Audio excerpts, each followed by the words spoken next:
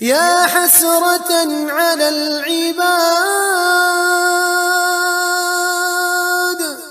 يا حسرة على العباد ما يأتيهم من رسول إلا كانوا به يستهزئون ألم يروا كم أهلكنا قبلهم من القرون أنهم إليهم لا يرجعون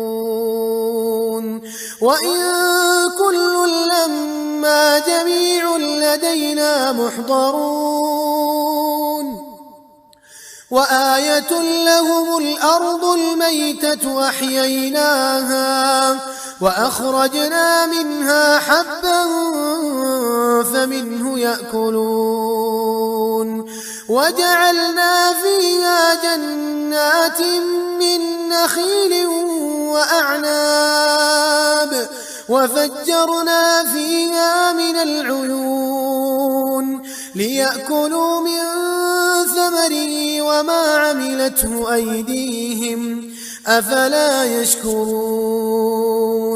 سبحان الذي خلق الأزواج كلها مما تنبت الأرض ومن أنفسهم ومما لا يعلمون وآية لهم الليل نسلخ منه النهار